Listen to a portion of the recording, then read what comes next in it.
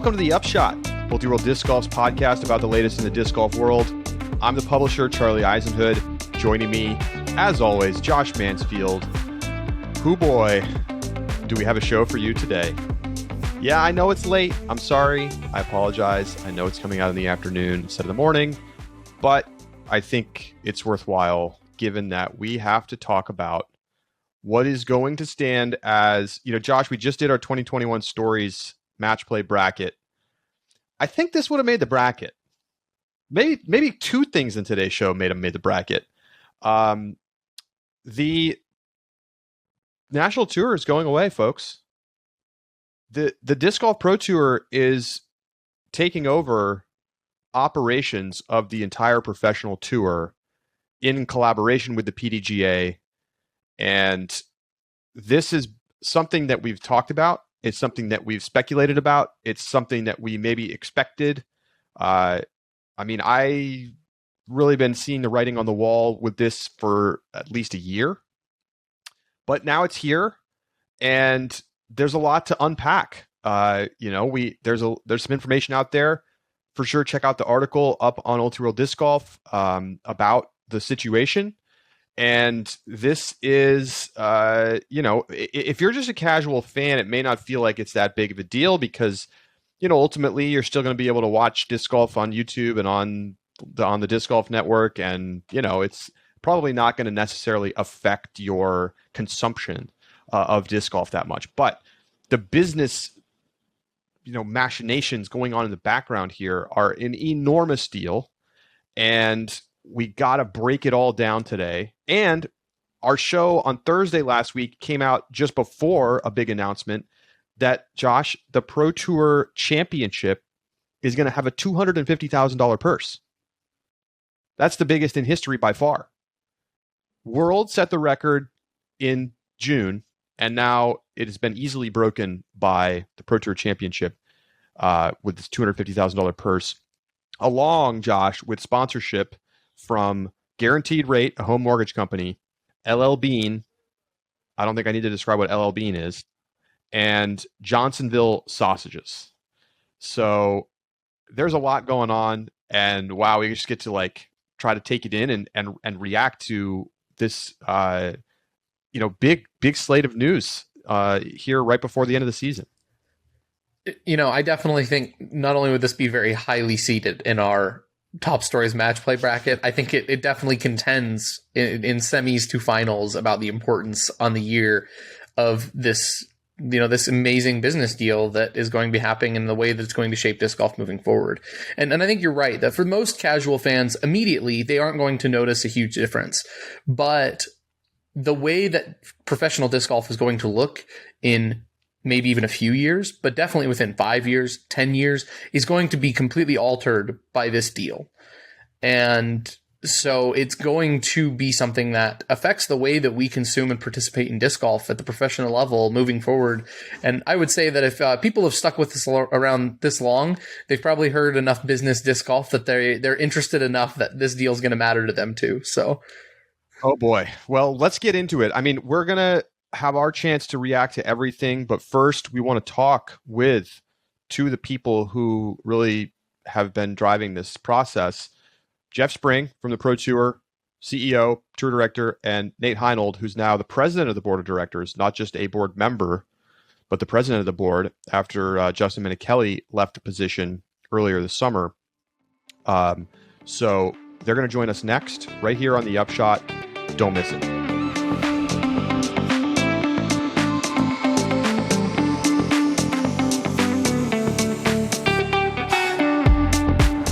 The Upshot is presented by Pound Disc Golf, makers of the best bags in the sport. On Friday, October 1st at 12 p.m. Pacific, 3 p.m. Eastern, custom programs reopen. So you can get over to pounddiscgolf.com and build the bag of your dreams, whether that's a Octadorp, a Carlton, whatever you like. Customize every aspect of the bag, from the colors to the zippers to exactly the way that you want it to look. So go to pounddiscgolf.com, make yourself an account, be ready because they sell out quick. October 1st, 12 p.m. Pacific, 3 p.m. Eastern.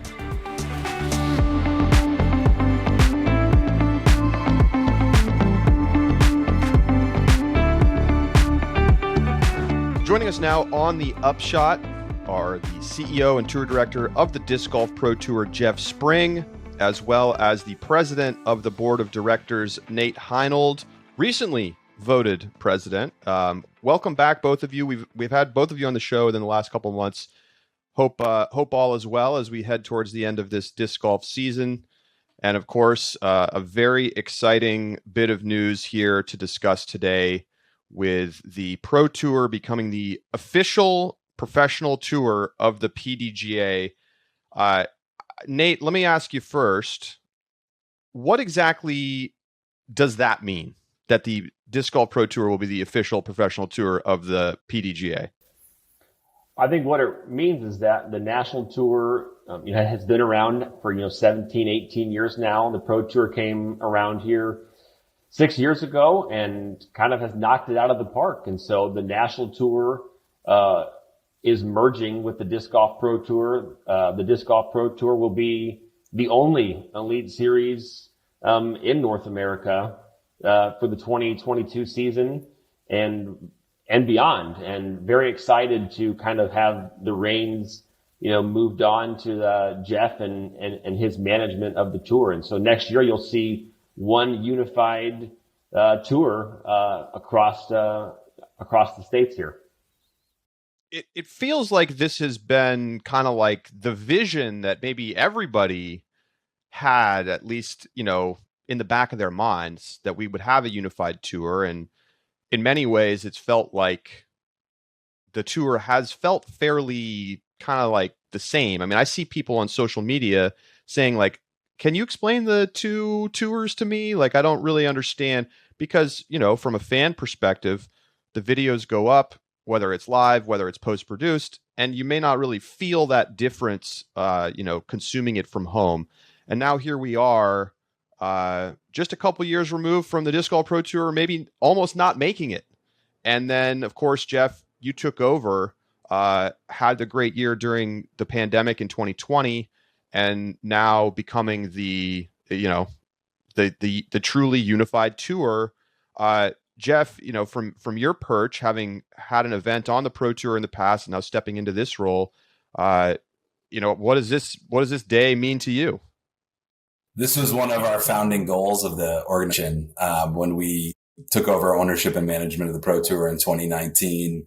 Todd, the owner of the Pro Tour, and I spoke about some initial founding goals, and this was one of them. And it wasn't just a shared goal between Todd and I, but, we discussed this immediately with the executive director, Joe Chargaloff of the PDGA. And he was supportive from the outset. So, it's not just the realization of, a founding goal of our organization, but, a huge step forward in a very meaningful partnership we have with the PDGA. And I think it opens up a lot of brand new doors that we're excited to, check out in the next few years and see how powerfully, this move, can help benefit the Pro Tour and subsequently the PDGA and all disc golf fans. So, Nate, I know the question that everyone's going to be asking is, what about the majors? Will the PDGA retain control? How much influence will the Pro Tour have in that? Or is this going to be part of the unified tour that the Pro Tour is taking over completely? Yeah, the bottom line is the Disc Golf Pro Tour is going to run, the Elite Series events that start, in the early spring and go to the Pro Tour Championship. The PDGA will still select the hosts and help assist with the local host and oversee the majors, Worlds, U.S. Women's, the new Champions Cup. Certainly the PDGA is always, looking for additional hosts and partners for those events. And I'm sure as time goes on, the Pro Tour will continue to be there. I mean, I know they were filming the events this year through the Disc Golf Network. And so, with this, evolution and change, the PDGA will be able to invest more resources in our owned majors and other strategic initiatives such as youth and education and those kind of things. And so to answer your question, the PDGA will still run and select hosts and do all of those things for our owned majors. And, I think the news is fairly clear. The national tour is going away. A lot of people are going to be wondering what's going to be the state of the tournaments that have comprised the national tour. Some of the most historic stops on tour have been on the NT for many years. What is the status of those events? I know the schedule's coming out soon, but can you tell us about whether, Masters Cup, Beaver State Fling, are these going to be events that continue to exist on this new tour? Yeah, I can jump in and clarify a couple things.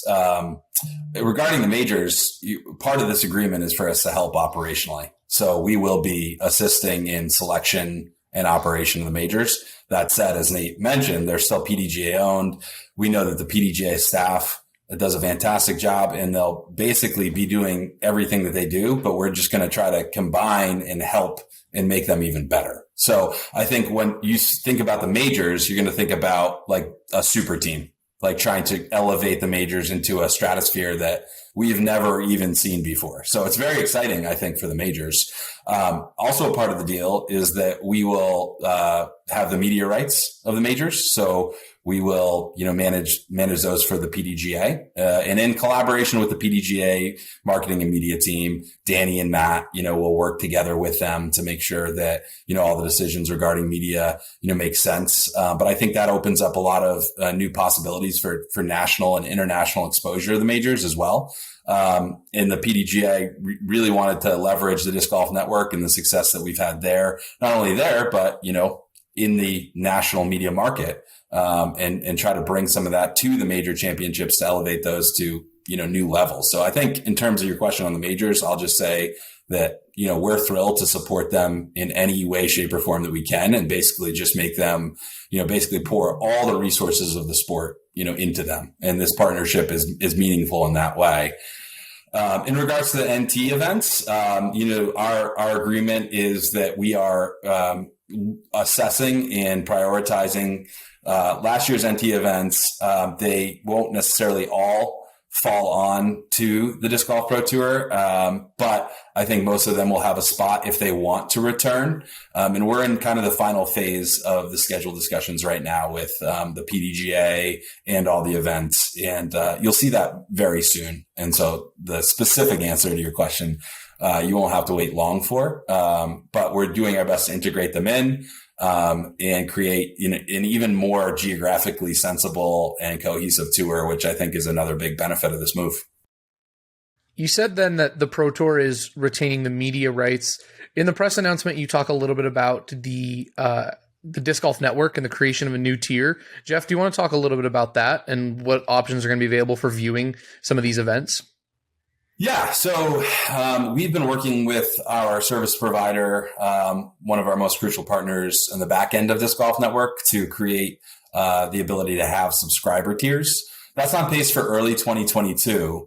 And so when that rolls out, all PDGA members will basically become Disc Golf Network subscribers. We're creating a special tier for that, and they'll have access to, I think, 5 new events for free. So just by being a PDGA member, you're going to have 5 very compelling events that you can watch for free.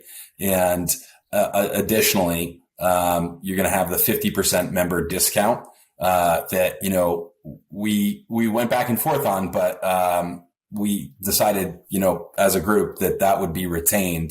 So PDGA members right there are saving about $60 a year for monthly subscriptions. We're working on some video on demand as well, and creating that as access to this new subscriber tier. So it's going to be, kind of tier 1. Tier 2 will be what the Disc Golf Network subscription that everybody who is a subscriber knows now, which is pretty much full access to everything that we have. And PDGA members will be able to upgrade to that with 50% off. But they'll also be able to get a lot of free content just for being a member. That includes U.S. Women's. That includes 2 rounds of the World Championship. That includes the entire Champions Cup. It includes the first event of the Disc Golf Pro Tour regular season, as well as the last event of the Pro Tour regular season. So a lot of compelling content in there. We obviously hope that people will see it and say, well, I want to have all of it and upgrade. But at the same time, we understand that, there's almost 100,000 PDGA members now. And if I'm a PDGA member, it's a fantastic benefit to be able to watch a lot more live content for free for just being a member. I mean, this clearly is a boon to the Pro Tour, which is remaining a fully private operating entity. It's not becoming a part of the PDGA or anything like that. What is the financial arrangement here? Is the Pro Tour paying the PDGA cash directly to kind of be able to take over as this tour and like get media rights to major events, etc.? Is this a barter deal? How exactly is that all structured? I imagine you're not going to be able to tell us specific, dollar amounts or anything, but what is the overall structure of the way this deal was put together? Yeah, I can speak to that a bit. There is no payment from the Disc Golf Pro Tour to the PDGA. I think, as Nate mentioned, we feel like we've put in a lot of hard work to try to elevate the top tier of the game, to gain trust of the players and the fans. And I think that's reflected a bit in this deal. In terms of the agreement, I think that we're fulfilling a mission of the PDGA in, providing top level competition for the top professional athletes. And so I know that the PDGA, and the Disc Golf Pro Tour, share in that mission now. And, we're helping to do that. Happy to answer any other direct questions. Sorry. It's, a little bit, where we don't want to necessarily disclose every portion of the deal, but if you have specific questions, I'm happy to answer them. Well, you get media rights to the majors. That's pretty lucrative. Is there something that you're giving back to the PDGA specifically for that? It's part of the entire deal, and what I can share with you that maybe will help that portion make sense is that while we remain an independent entity, and Todd Rainwater has the majority share, we have offered a small minority stake to the PDGA and the Pro Tour, and I think that as the DGPT, it means a lot, to the PDGA, to know that, a part of their mission is being fulfilled by us. And we recognize that. And we wanted them to, have a little bit of skin in the game and just up that level of trust. So I think, that's a great point, that we're able to, offer, a small minority stake in the Disc Golf Pro Tour to the PDGA, if that makes sense. So. And Charlie, I would say that the PDGA is always looking for partners like the Pro Tour to enhance our mission. And in terms of the Disc Golf Pro Tour, Jeff just said that they're helping fulfill our mission. We don't really consider them a competitor because they're helping the PDGA, and we're able to provide a huge member benefit. I mean, membership dues for the PDGA haven't changed in 15 years. I mean, it costs $50 a year for an amateur. Jeff just said it's basically a $60 value for the Disc Golf Network. So we're always looking for ways to enhance benefits to our membership. And this is another benefit that people get when they join the PDGA, with everything else we give them in terms of our technology platform and the ability to play sanctioned events, all that kind of thing. And so even though when I go play a sanctioned event in Vermont, and I get ridiculed by Jeff for not shooting my rating, but besides that, this is helping fulfill our mission. I think the other point I'd like to make is that, from the very outset, the PDGA has been our strongest partner. They have not only kind of provided a level to grow upon, a platform there, but as I mentioned from day one, we were in discussions with Joe about how to make this a reality. And I think that, from the outside and from the fan perspective, it's very easy to look in and think, okay, hey, there's two tours, they're competing. And the same with like media companies, right? But disc golf is special. Like there is this very inherent partnership and collaboration that like, collaboration is a core value of our company. And we want the PDGA members to know, I'm a PDGA member. I've been one since I started disc golf. They got me into the sport, that this is not anything but the evolution of the Pro Tour for the PDGA as well. They see an opportunity based on one of their key partners' success, and it really is just the extension of a partnership that's already in place. And I think to your point, Charlie, the terms of the deal really reflect that. Nate, you spoke a little bit about how with the PDGA still kind of running the majors to the extent taking the lead role, what are the resources right now that the PDGA has allocated to tournament operation, and will that change moving forward under this deal? Do you expect less staff retained by the PDGA or a smaller budget in terms of tournament operation? And where do you expect that funding to go elsewhere in the organization if it does get decreased?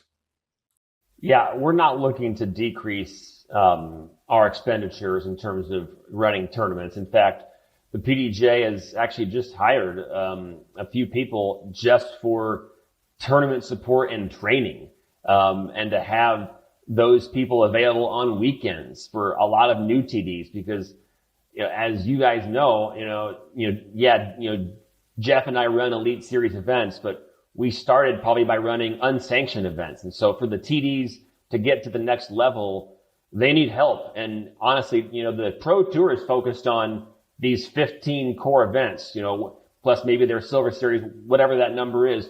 The PDGA has 6,300 sanctioned events, and we have hundreds of new TDs that need our assistance. And so we're looking to increase our spending in terms of that side of the game, helping TDs, supporting TDs. On the event side, we're not going to be cutting staff. We're looking to make sure that our owned majors, our PDGA majors, the Champions Cup, US Women's, Worlds, all of our World Championship events, and the rest of the events that we support, that we can support those events, and that we continue to evolve as the sport evolves. And so we're not looking to cut expenditures, but not running the national tour, we'll probably have some savings, and we'll continue to invest in youth and education and technology. We built our live scoring app, which is used by a majority of our events, that are not on the Pro Tour and the Elite Series and Worlds. And the scoring app has been great. And then Tournament Manager to run an event. I can run Ledgestone from my phone now, basically. And so those are the kinds of things that the PDGA will continue to invest in. I want to ask something to Nate here. There's been a lot of criticism of the PDGA at, let's just say, Elite Series events and majors this year. We're just coming off the Music City Open, and there were complaints before the tournament, during the tournament, about various things. The added cash was not great until the PDGA kicked in another 20 grand. Then it was totally up to par for the year. How would you respond to that criticism just generally, where we're talking about Worlds and the OB lines and the, professionalism issues? We go back to US Women's. There's been a lot of, public criticism from players this year about the national tour and some of the majors. And did that play into this outcome that's happening now with the Pro Tour taking over much of the tour responsibilities in 2022? I would say that had no bearing on the deal. This has been in the works before I was even on the board of directors, to be honest. I remember Steve pitched this to the PDJ board in the fall of 2015, and it was at the time not passed. And then the Pro Tour began with 5 events, and this has been in discussions for years. And so the criticism from the players this year, for certain events, did not affect this deal. But moving forward, I think we have a great partner with the Pro Tour. I've run PDJ events, national tours and majors, and Elite Series events for the Pro Tour. And I think, every organization has strengths and weaknesses. And so I would say the PDGA is investing in the Pro Tour. We have many strategic initiatives. Jeff, I think the Disc Golf Pro Tour has 20 employees that only focus on the Pro Tour. The PDGA has 25 employees that have, we have 83% of our members are amateurs. So as much as some people would love us to only focus on the professional side, at the end of the day, for everybody that says you need to focus more on the professional side, we have 10 amateurs saying, wow, make sure to focus on us too. So we have I can't get into my C tier. So we have to make sure that we're not just only focusing on one thing. We have a big tent. We feel good about what we did this year in terms of, we met the standards for our events. And I think the bottom line is this deal is saying the Pro Tour isn't necessarily doing a better job, but they're only focusing on this. And that's, I think the key is that if you only focus on one thing, I think you're going to have the support of all the stakeholders, including the PDGA. Yeah. And let me just jump in too, because we, like, as Nate mentioned, the discussions have gone on for years, but we were seriously in talks before Worlds about doing it for 2022. This has been, this is a long-term thing, so, after last year, at the end of 2020, we started serious discussions about 2022. And as those evolved, we got to the point where it's like, okay, we're good to go for 2022. And to Nate's point, it wasn't really about how the NT is or isn't doing. What it was about is when can we trust a valuable partner, in a way that we can hand off part of a mission of our organization. If they didn't trust that we were going to be around in 5 years, I don't think you can make this decision, right? And I think we've shared a lot of our organization with them to show them, the PDGA, the staff, Joe, Mike, the board, what kind of, lasting power we feel like we will have as an organization. And to Nate's point, I expect to have 30 employees going into next season, all focused on just the Elite Series, which serves maybe 150, real touring pros. And that number is growing. We want that to grow. But that's like, maybe, I don't know, like 2% of the actual 10% of pros that make up the full PDGA membership. So, the point makes sense that, hey, are we going to double our staff as the PDGA just to serve that small portion? Or is there an organization that can be good stewards, good partners, and like meaningful long-term partners, that can fulfill that portion and grow to new levels? And that's what I'm really, excited about, because this from the outset, like from even in 2016, 2015, when Nate and I and Steve were thinking, that this could work. And then also into 2016 and then in the transition in 2019, the compelling idea to me is what can these organizations do together at a bigger level, with the support and resources of the PDGA supporting a pro tour that's able to, make larger media deals, interface with large non-endemic sponsors in a way that, a for-profit business is going to be a little bit more maneuverable. And the PDGA as a governing body, with the board of directors, I think just the nature of the businesses, create different outcomes in some ways, if that makes sense. And Charlie, I would say when this was presented to the board, I remember Steve Gans in the room said, you guys should pause here. This is a monumental decision to take the PDGA National Tour, which has been the only tour really for 12, 13 years. It was the only game in town, right? To get rid of this national tour and merge with the Pro Tour. This is a huge decision, and everybody in the room supported it, to be honest. But I think it shouldn't be understated. Like, it was a big deal for the PDGA to say, we're ready to merge these tours, and everybody in the room feels great about it, that it's a huge win for both organizations, to be honest. So, Jeff, I know we've talked with you in the past about the creation of a tour card. It feels like this is more plausible than ever now that there's a single unified tour that the professionals are going to be looking for their 2022 season. Can we expect the tour card to be implemented next season, or is that still going to be farther in the future? Yeah, I think you can expect that. Part of this is that we're working together with the PDGA on this type of implementation. So we've been talking about it. We announced it at the start of the season that it would be implemented for 2022, and we're just kind of working on the final details. It is a change in PDGA registration policy, so we want to make sure that the final details are approved. But behind the scenes, we've been working a lot on policies, on benefits. You've had me on. We've talked about, healthcare and what else can be expected. And we expect to have some of those, benefits included in this tour card, at least as an option to buy into.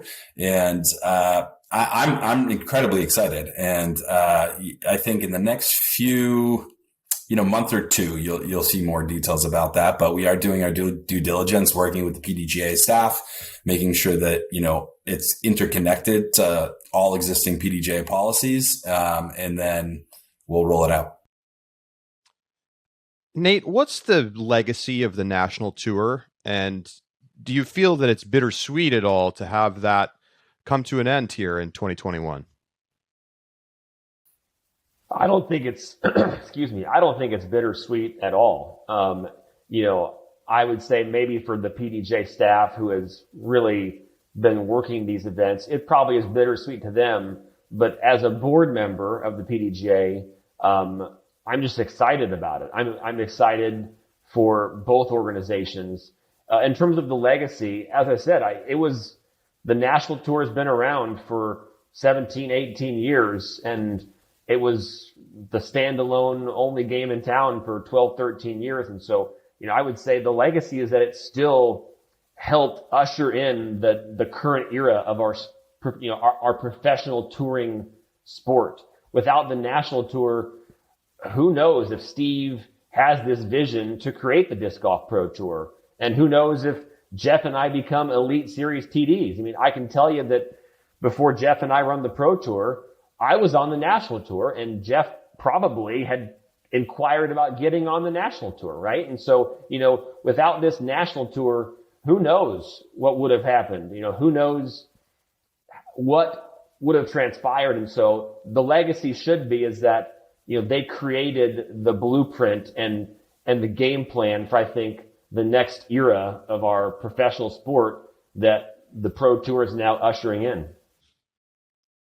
Jeff, did you try to get on the NT for Green Mountain?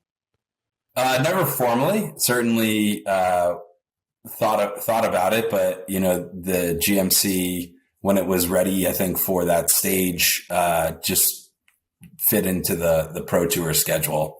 But it certainly was, in the back of my mind and our team's mind at Smuggler's Notch before the Pro Tour was an option. But I think with that formation and being a founding event, it kind of made sense to stick on it. Although we did miss 2018 because we wanted to focus all of our energy on Pro Worlds. And so, we have not been Green Mountain Championship, missed that 1 year. So, but for a PDGA major, which I think is appropriate. I know scheduling has been a cooperative process between the two organizations and will still have to be because of the major scheduling.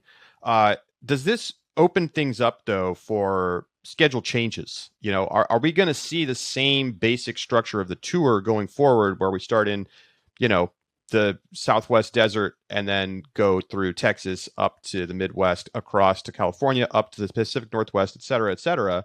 Or are we going to see maybe some new structures, and could it change from year to year?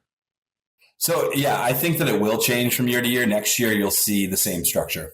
There won't be big surprises for next year's tour.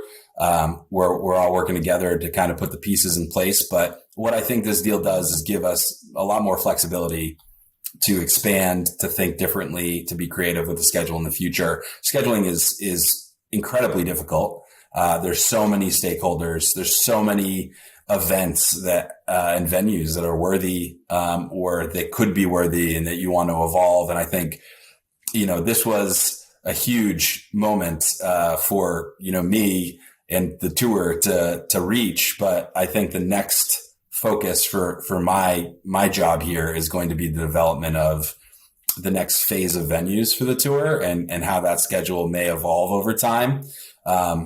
There's a lot of promise and there's a lot of potential in just keeping that moving forward, this topic where, what can our current venues evolve into, and what do our future venues, potentially look like? And everybody's got an opinion on this one. So, it's our job to listen and to kind of bring all those opinions together and make good decisions with the PDGA as well. Part of the scheduling discussion will be, how do majors fit into the flow of the tour for the professionals in a sensical way.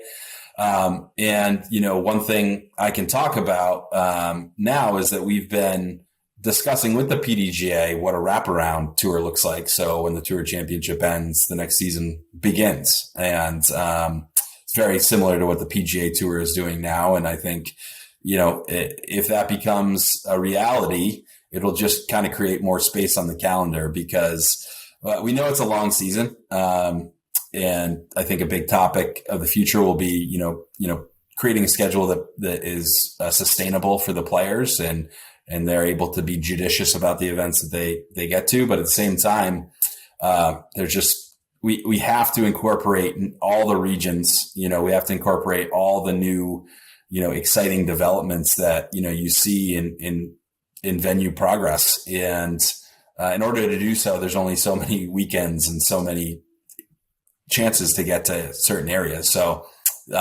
this specific topic of scheduling and venues is going to be, I think, dynamic over the next 5 years. And something that I personally am going to put a lot of my focus and attention on now that we've kind of reached this point. Myrtle Beach in October, Tampa, November, Miami, December 1st. And then you do Caribbean for the holiday season. And then you come back and I don't know what you do. You give people a couple weeks off and then you do the All-Stars or whatever. And the Upshot wants to become the official partner and you need us on site for all those events to do live podcasts. Official podcast of the Bahama Stretch. The winter swing. Yeah. Yes. Yeah, that's right. The Caribbean swing. Okay. Oh, I think it's got a great ring. I mean, you guys will fund that venture by yourself, right? You'll show up. I mean, I feel like, the PDGA's got a lot of new members. I feel like they can chip in a little bit here. Yeah, and I don't run enough events, so I could pick up a few of those. There it is, Nate. That's right. That's right. So look, I think this could be considered one of Ledgestone's charitable causes. Josh and Charlie's vacation expenses, I think, has a great ring to it on your Ledgestone. On vacation, Josh. Sorry. That's right. This is for the people. So what's the biggest piece of this? Because there's a lot going on here. What do you see, Nate, as the biggest part of this overall deal? Is it simply that the Pro Tour is taking over operations essentially of the professional side of the game? I mean, that's the simple answer. Or do you see something else here as being more important? Yeah, I would say that's obviously the simplest answer. And to take that an extension further, I would say that it shows that the PDGA is willing to hand the reins over to somebody else for such an important facet of our game. It took a lot of time, though. I mean, this was proposed to us back in 2015 before I was on the board, and so if you read the minutes, it was proposed. And so I think that's a big takeaway as well, is that, we made this decision judiciously over time to make sure that we had a good partner that could help fulfill our mission and give an incredible member benefit. Without the Disc Golf Network, this probably doesn't have as much value to our members, but because of the ability to give the 5 events that Jeff mentioned and the member discount, mean, you could conceivably join the PDGA and get more value right from that benefit alone. And so I would say your simple answer of yes, handing the reins over, somebody else is running the Elite Series is the simplest way to say it. But I think it also shows that the PDGA is willing to work with these public, private, partnerships to better the game. I want to bring something up that I think is kind of like, it was just like weirdly future looking in some way. Steve Dodge wrote an op-ed, I think in either late 2019 or early 2020, that said the PDGA should pause the national tour to let the Disc Golf Pro Tour have a chance to like really establish itself. And at the time, the PDGA was not happy about that article. I had conversations with people who were pretty upset that like Steve was suggesting this, and it's like classic Steve, right? He's like got big provocative things that he's going to say, and he doesn't care if it pisses people off. And, that was not so long ago. And then obviously the pandemic hit. It sort of like forced the national tour not to happen. The Pro Tour comes back, runs, and we have disc golf, explosion in popularity, more people playing than ever. Disc Golf Network blows by its initial projections. And, look at however, and here you are, everything is so wonderful. It's crazy to me how things have changed, perception wise. Like the Pro Tour was in a bad place in 2019 with the way that people were thinking about it, with struggles with the live streams, financial issues. And now here we are 2 years later, and the Pro Tour is taking over as the official PDGA tour. Like Nate, I know you haven't necessarily like been on the board for all of these years and kind of watched all this unfold, but you've been paying attention and you've been on the board for some time now. Do you feel like there's been a shift in attitude towards what the Pro Tour is bringing to the table over the last 3 years, let's say? Yeah, I mean, definitely. I mean, back in 2017, when I first, came on the board, this was pitched again to the PDGA board, and there was very little support for it at the time.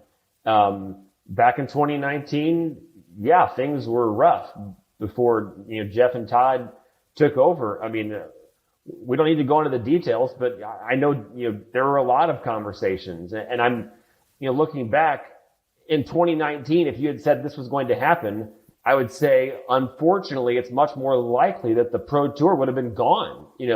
I mean, it was rough in 2019. I'm pretty sure that I wasn't, my event in 2019, I wasn't sure if the Pro Tour was going to be there, to be honest, and so, to see the turnaround that has happened under, Jeff and Todd is incredible. And I still give credit to Steve for having the vision to do it, certainly. And so yeah, I would say the tide has definitely turned. I mean, the board was unanimous in this decision, and so I'll chime in as well, because like when Steve published the op-ed that you're referring to, I mean, we weren't happy either, and I'll tell you why. It's because of what I spoke to before. There's been a tight-knit partnership between the Disc Golf Pro Tour and the PDGA, like, since we've taken over ownership and management. Like, and we were already talking about doing this then. When that op-ed was published, Joe already set that as a goal for us. We were already actively working with the PDGA to do that. And from our stance, something gets published like that, that doesn't help, right? That maybe antagonizes, the PDGA in a way that just says, hey, the NTs, should stop now. Well, there was already a process going. So I'll mention that. But additionally, to build on what Nate's saying, I don't think the Pro Tour, this wouldn't be happening if the NT didn't start, right? But also wouldn't be happening if Steve Dodge didn't have the vision of the founder of this organization. Like, no one else was so bold, right? And that's why we love Steve. No one else would have, kind of pushed the envelope and poked and prodded and created space and created room in the public consciousness of disc golf to make this happen. other than Steve. That, like it's the role of a visionary and a founder. And if Steve didn't run into, issues with, I think, really just capital, he may be able to have continued, but, there are different types of people for different roles in the evolutions of businesses. And Steve was the perfect visionary founder for this business. And I like to think that I've been doing a good job as, a manager of the business as we've started this path towards maturity. And, who knows, at some point I may say, hey, there's going to be a better manager of this business when it reaches maturity. Right. And I don't know. I hope that I'm in this role for a really long time, but, I think it's just the natural evolution of any business or organization where, you might be the right person for a certain amount of time, and then you give up the reins to somebody who's ready to take it to the next level. And I think that it's kind of been, a beautiful thing to watch happen. And I know that Steve, he's aware of everything that's happening now. He's been a proponent for it. He's wanted this to happen. It was part of his original vision, and he's been an advisor, a confidant in one of the best events on tour at one of the best courses in the world. So he's a big part of this still. But no, that op-ed didn't necessarily make anybody happy, but perhaps it created more room in the public consciousness. You never know, Charlie. So Nate, you said that this vote was a unanimous decision by the board members. I can't help but remark that this vote took place very shortly after the new board was seated. Is there a reason for that? Was there as much support on the old board, or did you wait specifically for this new board in order to have this vote? The timing just seems awfully close. No, this was voted with the prior board, because the new board would not have. We had 3 new board members. They would not have been up to speed at all on these discussions. It would have been completely out of context.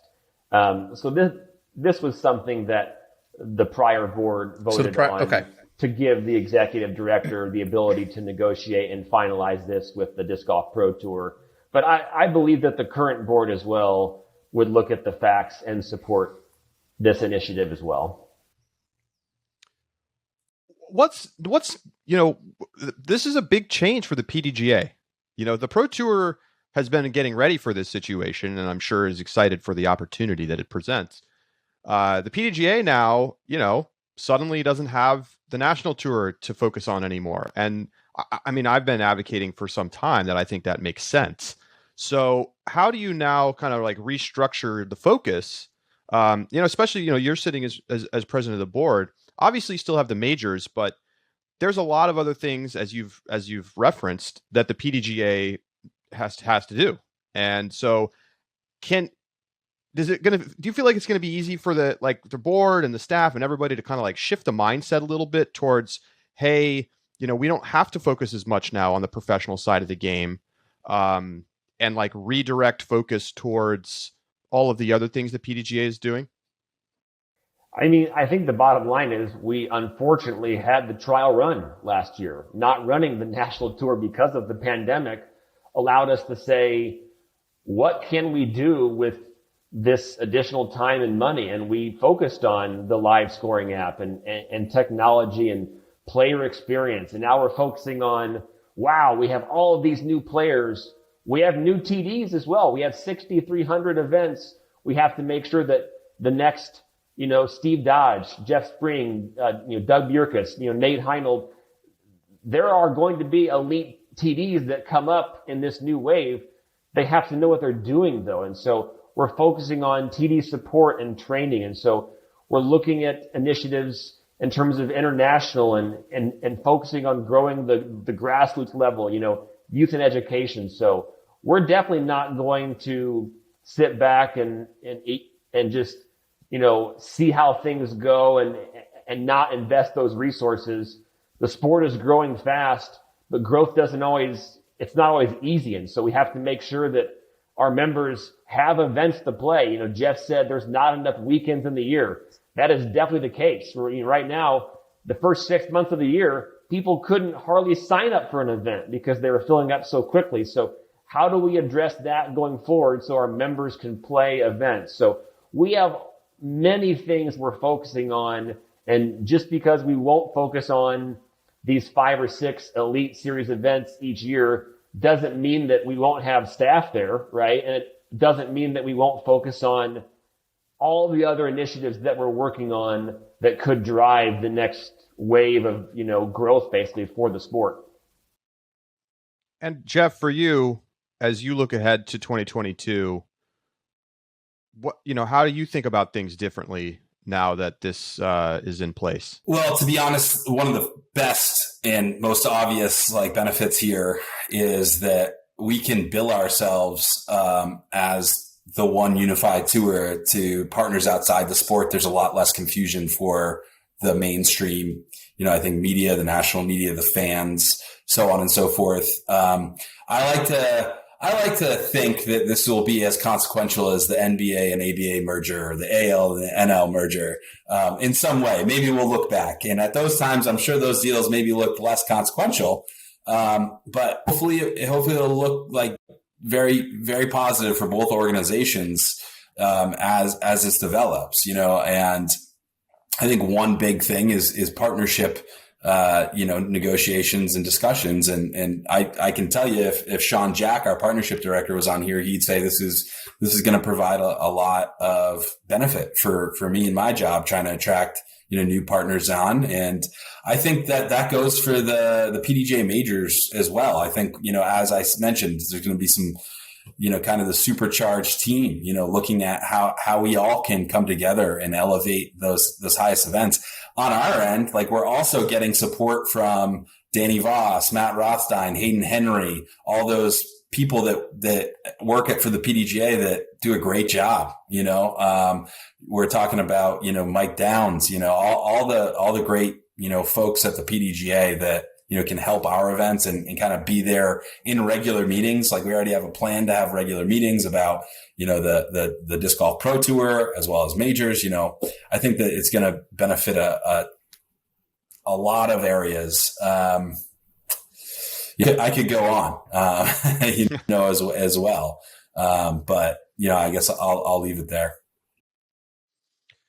All right. Well, thank you both for coming on today. And, I guess certainly congratulations to both organizations for getting the deal done. I'm sure it took a lot of time and energy and lawyers and everything to get to a final agreement. So I'm sure it's nice to get to today. Absolutely. Appreciate you having us, and thanks for your time. Yep. Thanks, guys. All right. Thank you so much. Jeff Spring, CEO of Disc Golf Pro Tour, Nate Heinold, president of the board for the PDGA. We'll be right back with more.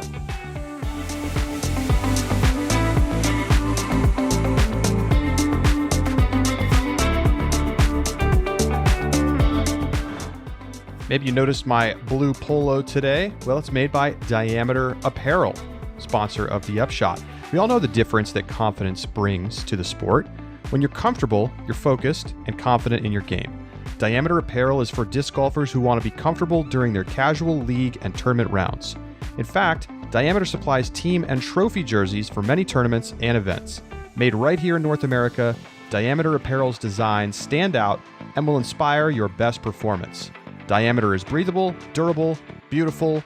Wear what the pros wear. Diameter Apparel. Check out their options at diameterapparel.com.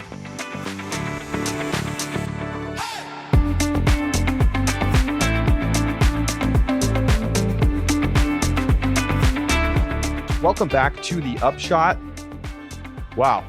A lot to take in, and thanks to Jeff and Nate for making the time. Josh, what stands out to you from this? Obviously, this is I just want to say this first and foremost, and this isn't going to come as a surprise to anybody that I feel this way. This is the correct step for these organizations to take at this time. This is the right move for all of the grief that the PDGA has taken. It takes some guts to say, you know what? there's another organization that can handle this task better than us, and we're going to unanimously vote as the board of directors to say, Pro Tour, take it over. And, like Nate said, in 2019, there's no way this decision would have gotten made. And in any point up to that point, it wouldn't have gotten made last year. But I think it was clear, the way that this season played out, that this is the right move for these organizations to take. It's obviously an incredible opportunity for the Pro Tour, who has literally just the world's perfect timing. I mean, can you think of better timing than being like, you know what? Okay, Steve Dodge, it's not going to work. Jeff Spring's taken over. We're recapitalizing the tour. And then pandemic, which is the greatest silver lining in the history of silver linings for the Disc Golf Pro Tour, right? I mean, disc golf explodes and subscriptions explode. And now you have a company that is being given the reins to make way more money and at least get the chance to make it all work, right? The PDGA didn't step in and say, you know what? No, we're doing it ourselves. We're going to take it over.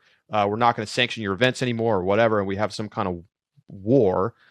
Instead, they're like, you know what? We're going to let go of the reins and we're going to give them to you. And we're going to give you control of the majors for media rights, which I think is where the money is in pro sports, which we've seen proven time and time again. Where does the money come from in pro sports? It's billion-dollar contracts with ESPN, ABC, CBS, NBC, Fox. And that, I just think, this is an incredibly exciting moment. So sorry, Josh. I said that, I wanted to hear your reaction, and I just went off on it. So what stands out? Look, before I get into my real takes, I just want to say, if we're adding to conspiracy theories that we're going to talk about later, Steve Dodge pens an op-ed. He leaves the Pro Tour, says the national tour should go on pause for a year.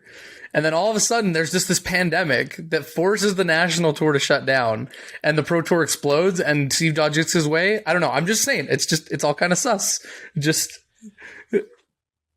People have been wondering where the coronavirus came from. I think Steve Dodge should be on your radar, if not. I don't know if it's too soon to make jokes about COVID, but anyway, yeah, it is sus. It's sus, as the kids would say. And I guess you're still a kid compared to me. You're not. You're what, like 27, Charlie? I play Among Us. 27. Thank you, my friend. You're welcome. You're welcome. I'm 32. Anyway, I think what's most interesting in terms of this deal is really the ownership change, or not change, but the minority ownership that the PDGA now gets in the Pro Tour that Jeff mentioned.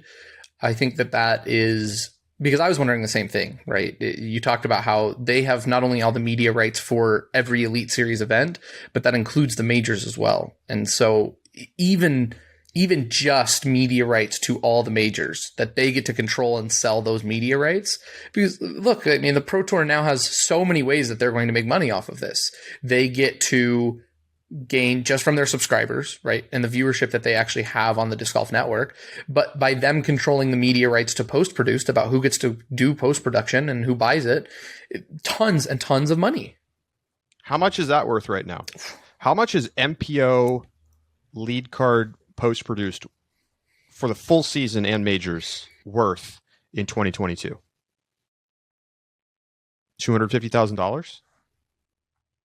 I would think at least. I mean, look at the way in maybe you don't charge as much if Jomez didn't have the power that it does, but I bet you Jomez could afford $250K. I think easy. Yeah. So I think easy. I mean, I don't know that that's going to be the price, but that's a property that's worth a lot. I think the problem is, who has the money who's willing to pay the price besides Jomez for now. Right. But I mean, I think you can see that if somebody was like, hey, I want to try to steal this away, I'm going to bid it up, try to take it away from Jomez. You're going to have to pay for that. it's worth quite a bit, I think. Definitely easy six figures, not even a question. Look at the views on YouTube. It's very lucrative. And so given that money opportunity that the Pro Tour now exclusively controls, I was wondering the same thing, Charlie, is what did the PDGA get in return for their cash cow? And the answer is they get to keep some of the milk. they retain that minority ownership in the Pro Tour so that they get to benefit from the Pro Tour's work to make the sales explode. And I still think like it's not like this is a guaranteed business that's going to work out. There's a lot of money flowing into all of the employees that the Pro Tour has. It sounds like they're going to expand even further. They're investing in capital with the live streaming equipment, et cetera, cameras. And it costs a lot to do that. And it's not, a couple events go bad, you get rained out or lightninged out or whatever. You have to refund everybody's tickets. People cancel their subscriptions. Like, there's risk for sure. I don't think this is like an obvious slam dunk company that's going to just continue to go up, up, up, up, up, because I think we saw some demand get pulled forward with the pandemic. Maybe people that were going to become disc golf fans became them sooner because they didn't have anything else to do during the pandemic. And I think there's still a lot of work to do to get to where disc golf thinks that it can get to, which I've never been more bullish on the state of the sport. And this deal is a part of that. This to me removes essentially like potential conflict and turns it into everybody has incentives going in the same direction. That's a huge deal. Because now the PDGA literally has a financial stake in helping the Pro Tour succeed. And that's not to say that there isn't just like very clear and obvious benefit to the PDGA for having the Pro Tour exist at all, right? This is like one of the ways that a lot of disc golfers engage with the sport is to watch the professional side of the game. And it's been made easier and more coherent thanks to the efforts of the Pro Tour and particularly, I think, the Disc Golf Network. So that just has, regardless of the financial side of things, that just has natural benefits. Like that's what the PDGA should want. They shouldn't even need to get compensated in order for them to be excited about that. Because again, let's think about the business models here, right? The PDGA business model was never to like make the national tour some explosive growth thing. That's not their business model. Sure, it's nice if you can get sponsorship and stuff. Like they just announced the Champions Cup sponsorship. Bushnell, Discraft, was that it? I think so. Bushnell, title sponsor. And that's for the major, right? This is for this new major coming next year. That's nice, right? But again, they're not out there getting guaranteed rate LL Bean Johnsonville to sign on to sponsor the majors. That hasn't been happening. So that's okay because the PDGA's business model is you become a member, you pay us money, now we have your money. And them growing the membership base, that's, by far the number one item on their revenue side. So their goal is to grow the game, get more people involved, get more people to go to tournaments. And that's great. That's what we need. We need them to invest in youth development, college disc golf, etc. And the Pro Tour is naturally suited towards focusing on developing the pro side of the game. Now, I think it's potentially more lucrative long term to be the Pro Tour because if it gets big enough, you're going to get bank selling media rights. But it's not like the PDGA is in want. I mean, it's a much more stable, clear business model that's proven to work. National governing bodies of sport I mean, except during the pandemic for many, PDGA was very lucky not to get decimated during the pandemic, as many sports organizations were. But now everybody's focus for the professional side of the game is flowing in the same direction, and I think that that's incredibly important. I think that what goes along with that is as we were talking with Jeff Spring about the tour card, for example, and he says they're looking at diverging from typical PDGA registration rules for the Pro Tour. Having a unified tour makes this so much easier. It's not just a general elite series phrase that we use as a catch-all designed to encapsulate both the national tour and the Pro Tour. It is, if this is a designated Pro Tour event, these registration rules apply. And that can be passed in the bylaws of the PDGA, official rules of the PDGA, that ensure that the Pro Tour has the necessary flexibility in order to run that kind of tour that is specifically designed for professionals. And given then that there's just that single designation, it's easy. It's that under that one title, it just makes it 1,000 times easier. It makes it 1,000 times easier to do things like benefits of, in terms of how many events do you have to go to, and in terms of officials, and what are going to be the standards for these tournaments. It's no longer a question of, well, are Silver Series events big enough as like comparable to NTs, and like what is like Delaware Challenge as significant, and is that going to apply? It's gone. The whole thing was hella confusing. It was. I mean, people are like asking others to explain to them how it all works, and it's just unnecessarily confusing for literally everybody. And it's like, well, this tournament is on the same designation as Elite Series as this other tournament, but the points are different, and they go to different things, and you get the bonus here, but you get to go to the Tour Championship there. And like, if you're not in the weeds on this stuff, it made no sense. So now it all makes sense. We have these tournaments, they accrue points towards these things. You get to have these other events that you can build in around it. And like, now you also have the opportunity, if you want, to like have majors count towards things and, points earning or whatever. There's a lot of opportunities to now, from this point, say, how do we make things more streamlined, more sensible, now that we are all going in the same direction? Now, where's the risks? I want to talk about the risks. Obviously, there's just the risk of taking away the national tour and putting your eggs in the basket of the Pro Tour and saying, we think you're going to survive, because it almost didn't survive a couple years ago. Now, obviously, I don't think anybody would argue that it's not in a substantially better position now than it was in 2019, but there's still risk of ruin with, I don't know, like Todd Rainwater decides, you know what, I don't want to capitalize the tour anymore. Do you have enough money coming in to survive that? I literally watched an Ultimate Frisbee Major League organization. Okay. Pro version of Ultimate Frisbee. Major League Ultimate, it was called, Josh.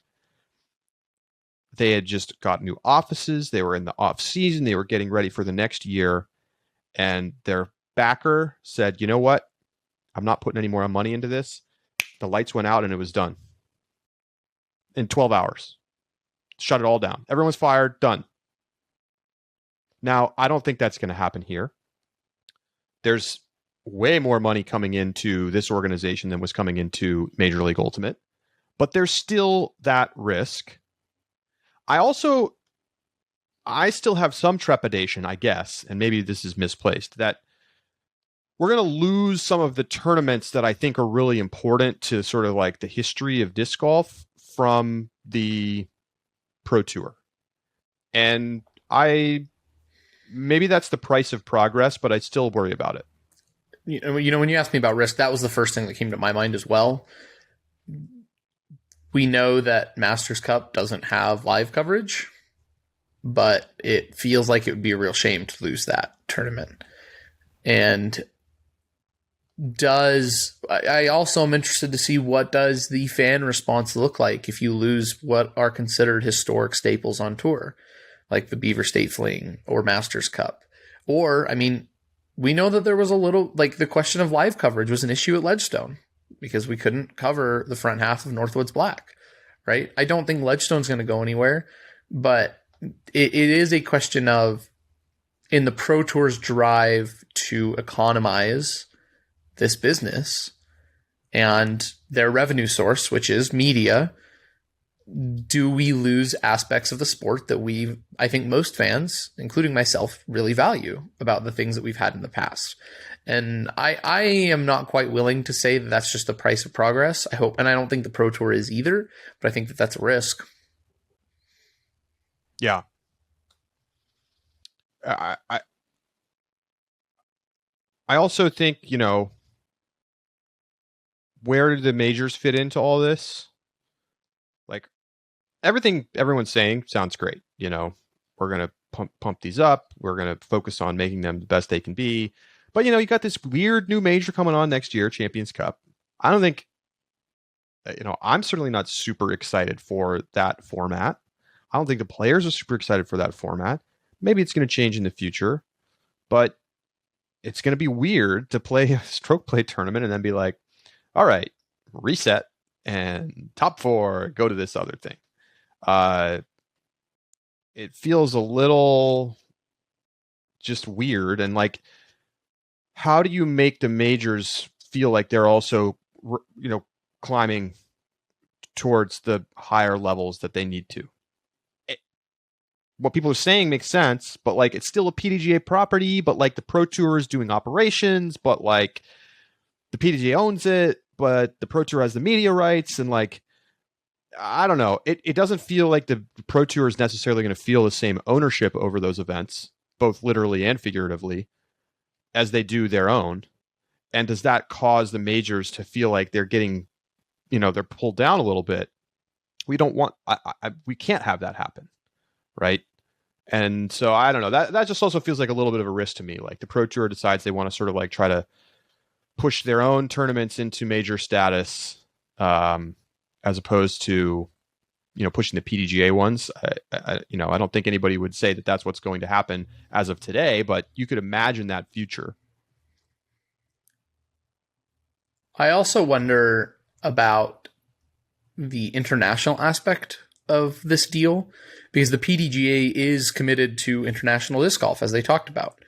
And so what happens when they start designating majors over in Europe? And it's noteworthy that the European Championship was not one of the majors listed in the free coverage tier for PDGA members. And we have the European Pro Tour now. And so, if we designate championships over in Europe, whose property is that? Who does that go to? The battleground has changed, Josh. It feels a little bit odd that there's an international organization dedicated to growing international disc golf that is now partnered with a for-profit business driven around a North American tour that is primarily a question of, like, and not primarily, I would say, but has a fundamental question around media rights and how that's going to shape moving forward with European disc golf, with the Japan Open, with the Malaysia Open. What if we get like Worlds in Mexico City? How does that alter now that the PDGA literally owns part of the Pro Tour, and has sold them media rights? Yeah. Well, and then you've got, USDGC, which is a major. It's an XM. As designated by the PDGA. The PDGA does not own the USDGC. That is owned by, well, sort of Innova, sort of not. It's obviously the USDGC made its own deal with Disc Golf Network and the Pro Tour to be the distribution partner for the pay-per-view live streams. We'll talk more about that coming up, because I can't believe it. USDGC is in almost a week from today. Shocking. 8 days. So we'll get into that more. But then you also have the European Open. And I think UC owns that. And so what's going to happen there? European, we're going to see the European live streaming company stream that. Are we going to see DGN stream that? Is UC going to do his own thing? There's been more cooperate, right? Discmania just sponsored the Match Play Championship, so maybe that's a signal that things are all going to maybe align in the same direction. But, you know, if this new European outfit wants to bid on it, which I'm sure they are, I don't know. It's now we have a transatlantic battle instead of the PDGA DGPT dynamic that we've had for the last 5 years here in the US.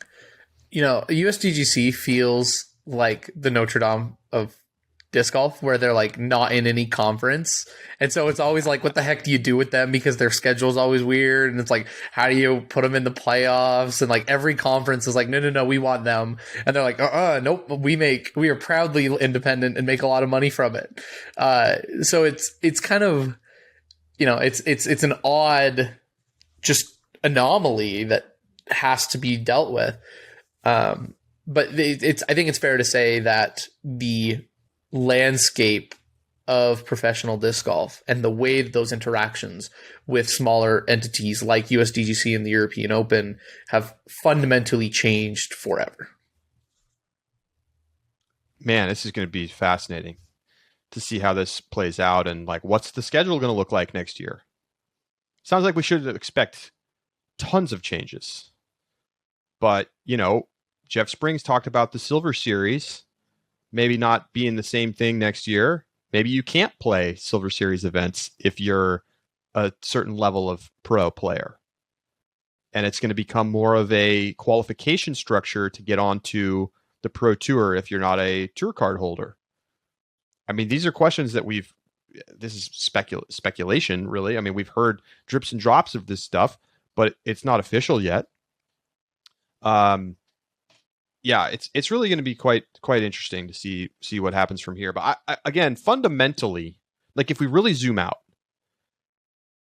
the PDGA focusing more of its time and energy on its membership base, which is predominantly not made up of touring professionals, makes a lot of sense.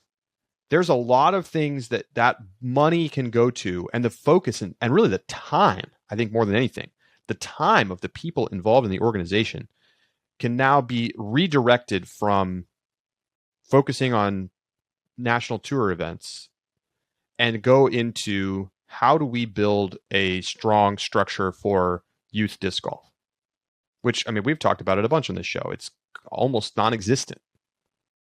So when we think about, you know, where is the future growth going to come from? You want it to be a lifetime game, right? But most people find the game when they're 25 years old, not when they're 10. Not to say that there aren't kids who get into disc golf. Of course there are, and I'm sure there's more all the time, but the infrastructure is not really in place right now for that. And so I'm excited for the PDGA to be able to say, okay, we actually are going to focus on this. We are actually going to care about this a lot more than we care about what's going on with the NT next week. And I think that this just you stop having two organizations both putting money into the same pot that mostly is benefiting like the same 100 people. And now it's like, okay, no, the PDGA is going to focus on what it does and what it should be doing. And the Pro Tour can focus on what it does and what it should be doing. I would love if the PDGA could make college disc golf a bigger, more serious infrastructure, totally. With more serious infrastructure as a pipeline to the professional level. I think it's feasible. I think it's honestly probably requires the least investment, and because at that point, that's usually around the time when you have people starting to really become interested in the sport and they start to see it as alternatives, right? It may be things they played in high school, but if they start to be able to see it as you could go play disc golf in college instead. And even if it's just club disc golf, right, that's associated with your college, that gives a competitive, and we hear time and time again, people who say, you know, disc golf was my competitive outlet after I just wasn't really wanting to dedicate the time, or the quite good enough to make a Division 1 or 2 basketball team or what have you. Right. And so making that a viable alternative, I think, is something that you get. Colleges support their club sports. Their funds already dedicated to that at most colleges in the United States. And so it's just a matter of finding people at colleges who want that, and then the PDGA helping set up and get those events going. And then from there, I think it kind of starts to gain momentum pretty easily. So I hope that's an area of emphasis as well. Well, any final thoughts on this deal before we move on? I'm excited to see how it plays out. It's hard to know exactly what it's going to look like in the long term because of these changes, but it feels like a necessary step to any of the long-term visions and goals that we've talked about on this show. When we talk about the way we see professional disc golf evolving and the different futures possible for professional disc golf, this has always felt like an inevitable and absolutely necessary step for it to occur. All right, before we go to break, I just want to talk quickly a little bit about this Tour Championship announcement. $250,000, $30,000 to the winners will be record payouts, pretty much record payouts all the way around. I mean, we're talking about big bucks for just showing up. And I mean, you look at the payout structure, right? So $30K to first, and then $15K to second place. And this is matched MPO, FPO, same payouts all the way down. $10K to third, $8,000 to fourth place. And then, you just for playing in the event, you get $2,000 in MPO and $2,500 in FPO. These are going to be some of the biggest payouts ever for some of the people at this tournament, regardless of if they finish in very last place in the first round. And so Guaranteed Rate, a home mortgage company that's been doing a ton of advertising just all over the place, is the title sponsor of the event. They put in a big chunk of cash. We don't know how much, but easy to imagine that it's over $100,000, given the where the purse is and where the purse was last year. And so 30K, Josh. What was the over under we had? Wait, did we set it for this year, or did we just say for the future? I thought we wrote this down. I remember over under that was like, I don't remember. Next Pro Tour payout 32.5. 32.5, and I'm pretty sure who took the over. You took the over. I think you're right. I'm pretty sure you took the over. We didn't write it down, so I think I win. Shoot. So give me a point in the over under category. It was close. It was a good number. It was a good number. 32.5 comes in just underneath, but still $30,000 is nothing to shake a stick at. Yeah. It's to the point, and I think it's already the case, and we saw it with Gavin Rathbun's interview when he said, my goal is to make the Pro Tour Championship. But people are going to be watching their points, and if they're anywhere close to the bubble, they will make active decisions to go play tournaments in order to get to the Pro Tour Championship. Like that's the kind of money we're starting to talk about. $2,000 is what, a top 5, 6th place finish at some tournaments? Or am I a little too high? Maybe top 10? Oh no! I mean, I think you're rarely getting more than 2K if you finish outside the top. Okay, 5. That's what I thought too. That is enormous, and so players are going to work and make tour decisions just to get to this Pro Tour Championship, without a doubt. And I think we've hit that money level that there's enough, even just guaranteed cash of $2,000, that's going to be the case. I asked this in the subscriber Discord, discgolf.ultiworld.com/subscribe. Is it time for us to consider the Pro Tour Championship a major, even if it doesn't get an M, even if it's not officially a major? have we reached a point where you put this on a par with the importance of this is like winning a major? To the fans, no, I don't think so. To the players, yes. I think the players take this just as seriously. I mean, that we talked. I loved the Haley King interview. It was one that resonated with me from last year about, you know, the impact that kind of money has on a touring player that isn't named Paul or Paige. And I'm sure some other players are, but like even Paul and Paige, like $30,000 is a lot. It's a lot of money to get in one fell swoop. Yeah, you got to start talking to your tax lawyer. Right. So for players, this absolutely is going to feel just as significant, especially for outside the top power 3, 4, 5 guys and FPO players as well. That being said, even when we talk about, Chris Dickerson won it 2 years in a row, I was like, that's good. That's fine. That's all fine and dandy. But it wasn't until he won USDGC that I was like, okay, now Chris is like cementing himself in that top elite tier. And I think it's partially due to the format, right? Like, and that's true of, I think, the FedEx Cup playoffs, where, you know, it's significant. We pay attention because there's so much money on the line. But at the end of the day, you didn't win the Masters. Like, and I think that's going to, and especially with USDGC 2 weeks before it. Yeah, you won the Pro Tour Championship. Enjoy your check. Like, congratulations. You didn't win USDGC though. I think you're right, but when we talk about those Chris Dickerson Pro Tour Championship titles, it just feels different 2 years ago than it does now. That's true. That is true. I mean, and I will admit 100%. A lot of that has to do with the money. Mm-hmm. The money makes it interesting. When you have now set back-to-back records for payout in a tournament purse in disc golf history in 2020 and then again in 2021, and you're pushing the payouts to levels that are literally never seen before. I mean, not even really in the same stratosphere, right? We go from 20 to 30, and those are still the two biggest payouts ever.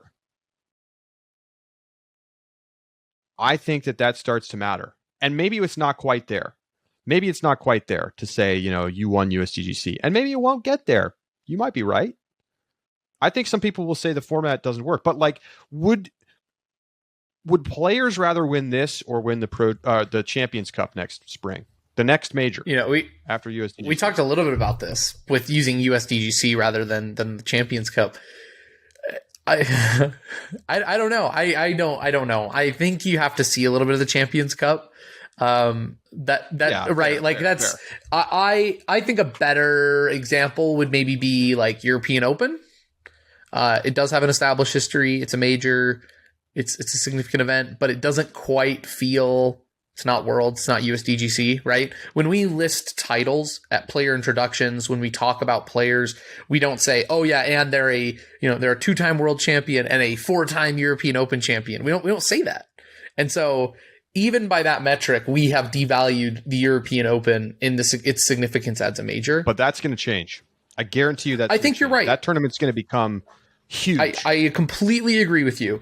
But right now, if you asked a player, would they rather win the Pro Tour Championship or the European Open? I think that is a very equivalent question that is difficult to answer. Yeah. I mean, obviously, money-wise, at least for now, there's an obvious answer. But players care more than about the money, especially players at the top, right? They're already getting enough money. Mm-hmm. The difference between winning $10,000 for winning a tournament and $30,000, like, it's nice to get $20,000, but like it's not so much more that it changes your life. Right. It's not 500,000. It's not $1 million. But getting the U.S. championship, right, winning the USDGC, that is something that no one will take from you. It changes your disc golf career and too. I think I think the tides are changing a little bit. There's some shift. But I think you're still probably correct that it's not there yet. It's not there yet. It still feels like the Tour Championship is like a bonus event that happens after the USDGC, which everyone is like, USDGC, throw pink women's championship. And then it's like, oh, tour championship next weekend.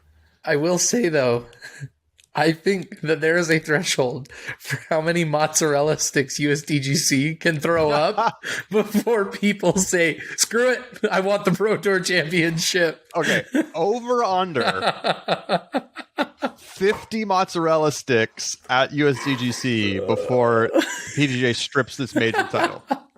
Oh, nice. Oh, man. I think I'm going to take the under. Like, people are living. There's like 5 new ones. And they're like, oh, this, you know what? We were willing to tolerate it when it was on the green, but now you put it on the tee box and we're done. We're done with this game.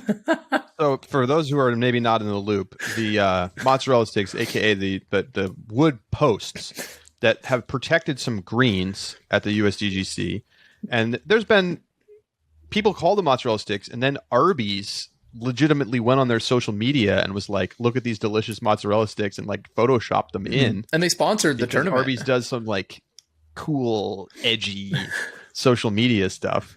But now they have added, as far as we can tell, and who knows, right? The tournament hasn't started yet, so things could still change. They've added 5 posts about, I don't know, looks like 25 feet off the tee on hole 9 that, you know, you have to now hit a gap off that tee shot between these posts or go up and over or something. And so Jordan Castro shared a picture of this new tee off situation on hole 9. And I think what I would say is, like, fairly predictably, people have been like, what are you doing? I mean, it certainly creates more challenge in the hole, but people didn't really love the mozzarella sticks before, and I feel like this, it really rubs people the wrong way, I think. And I appreciated, so like I you know, and to be fair, USDGC, they've always said, oh, we're the innovators. We try different things and then see if they stick. You know, and USDGC really is where, you know, the idea of like the hay bales started, that you now see at like the European Open on hole that's on USDGC hole 17. The triple Mando, the big bamboo structure, I've always kind of liked it. I thought it was interesting. I thought it was kind of cool looking. Yeah, that's one of my favorite holes on the course. I really enjoy it. The hole 17 with the weird rules, I love it. I love the drama that it sets up for. Honestly, I didn't hate the old mozzarella sticks. I thought that they required a certain level of skill that, like, I appreciated in bringing in the greens, but, you know, maybe that's just because I personally am like, make the greens as hard as possible. I love that. And I guess it's the same logic off the tee, but the difference is I think they look ridiculous. They look so dumb. Like, the posts at least like looked like okay, I see how this is being used. But like these literally look like they just like put the tee pad in the wrong spot when they called the developers to put the course in the ground. I don't know. They look absurd. I think I want to see how players throw the hole. Mm-hmm. Someone's going to blast a drive straight into one of those. I mean, it's harder now, right? I mean, it's pretty clearly by definition now more difficult than it was before. Mm-hmm. It's going to require more thinking about what you're going to do, and someone's going to ruin one of their discs, just full blast into the post. Lots more to come on USDGC. And look, I'm making the executive decision. We're going to talk about the Music City Open on Thursday. There's a lot to talk about, but this show's been so long, I don't really want to force it into this show. I'd rather give us some time to talk about it on Thursday. So we're going to save it for that. But congratulations to Mason Ford and Haley King for their wins. Went to a playoff in MPO. Very interesting discussion to be had about what happened to Ricky Wysocki on that playoff hole. Some other topics of discussion as well. So we will get to the National Tour finale in Thursday's show and kind of wrap up what ultimately was, Josh, the last National Tour event ever. Wow. So we'll give it its own segment on Thursday. Thank you so much for tuning in. We've got a ton of exciting stuff coming up on the show. Subscriber bonus later this week. We're going to start moving our subscriber bonus segments to Wednesdays very soon. So if you are a subscriber, you're going to get the main show Tuesday, subscriber bonus segment Wednesday, main show Thursday. Get you ready for the weekend. USDGC coming up next week. We're going to be doing shows live after each of the rounds. So we'll have our preview show on Tuesday, and then we'll have shows in the evenings on Wednesday, Thursday, Friday, and Saturday. And we're hoping to make it possible for you to watch live and even join the show with us right here on video. Come in, give your take, give your thoughts, ask us a question. And so stay tuned for that. Looking forward to it. I thought it was really fun when we did it on Twitter Spaces right after the World Championships and had everybody calling in. Maybe we'll try that again as well. So anyway, wow. What a week. We're going to get to 2022 schedule very soon.